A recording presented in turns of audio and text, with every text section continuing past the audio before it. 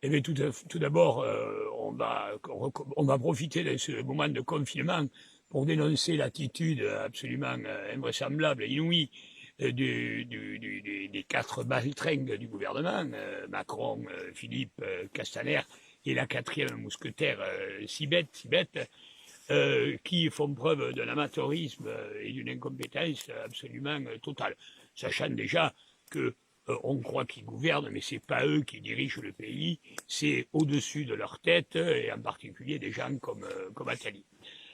Pour revenir donc à cette question, il faut savoir que dans Valeurs actuelles de la veille, repris sur un article du Parisien, lui-même repris sur une enquête des services de renseignement intérieur, un document, on nous annonce des choses absolument catastrophiques pour la fin du confinement.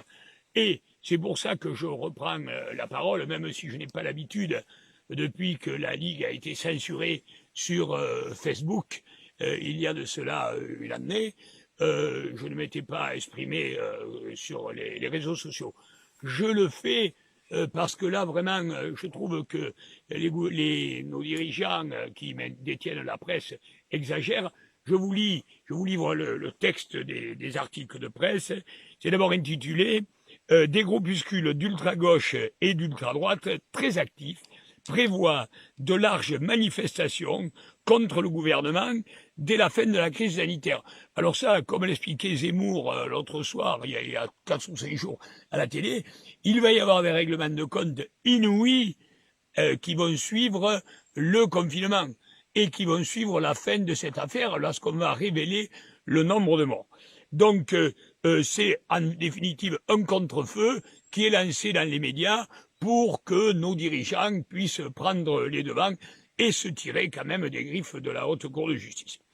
L'ultra-droite identitaire, était-il écrit, serait mobilisée et appellerait à des actions violentes. Les policiers ont pu lire sur le site de la Ligue du Midi « La France est une cocotte minute ».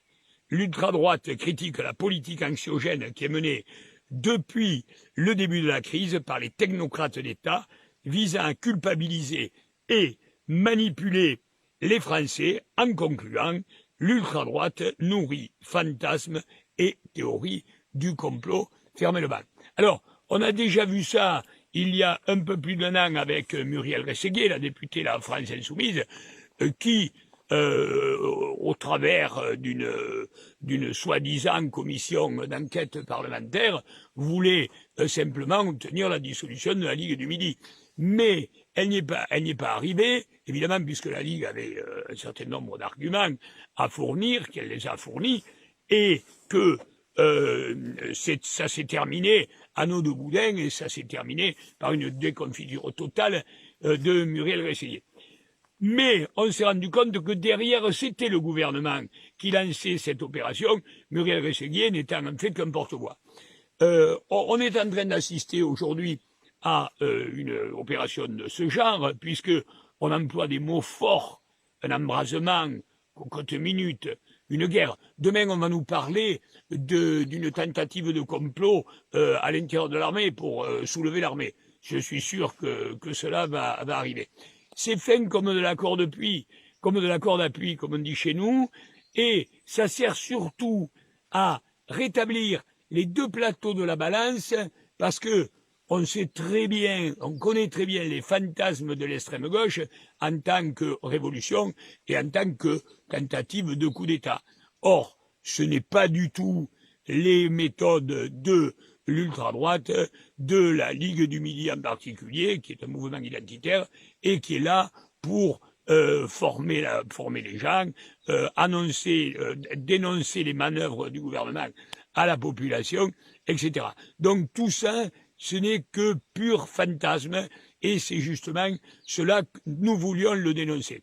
Alors, à la manœuvre, donc, il y a aussi les préfets, et nous avons un bon exemple avec le préfet de l'Hérault, qui a commencé, donc, alors que le maire de Sète prenait un arrêté pour, au moment des vacances, supprimer les entrées de touristes à l'intérieur de la ville de Sète, là, le préfet a annulé purement et simplement l'arrêté du maire de Sète. Une ingérence absolument inouïe dans ce genre d'affaires. Je voudrais signaler aussi le comportement du même préfet qui profite du confinement et profite du fait qu'on est cantonné dans nos maisons, dans nos habitations, pour d'une part, à Palavas, faire la délocalisation d'un groupe d'une 50aine de mineurs migrants isolés qui n'ont rien trouvé de mieux à leur arrivée, alors que c'est nous, pauvres contribuables, qui payons, qui n'ont trouvé rien de mieux que de molester un animateur, un de leurs formateurs, et de casser le matériel du centre de confinement.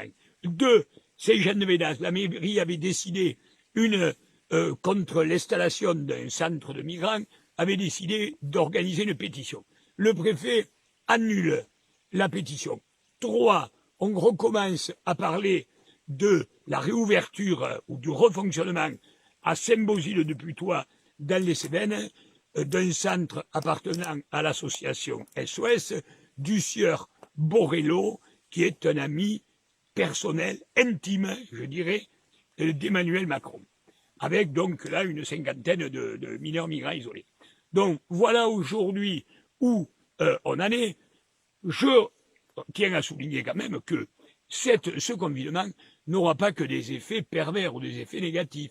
Nous nous sommes rendus compte donc sur le terrain qu'il y avait un certain nombre de solidarités qui étaient en train de s'organiser sur de la recherche de l'autarcie alimentaire, sur la possibilité d'avoir des soins alternatifs, sur des solidarités professionnelles, etc., etc. Et ça, je trouve qu'aujourd'hui, c'est une excellente chose. Voilà ce que je voulais dire. La Ligue du Midi, je profite de cette petite intervention. La Ligue du Midi reprend immédiatement après le confinement, qui j'espère va être le plus court. La Ligue du Midi va reprendre ses activités. Dernier point, pour démontrer l'amateurisme, s'il en était besoin, de ce gouvernement, il y avait 3 choses à faire pour ne pas atteindre, comme actuellement, le top 3 des morts, des décédés du Covid-19. Il y avait plusieurs moyens. Premièrement, il fallait tester la population, première méthode, mais nous n'avons pas de test.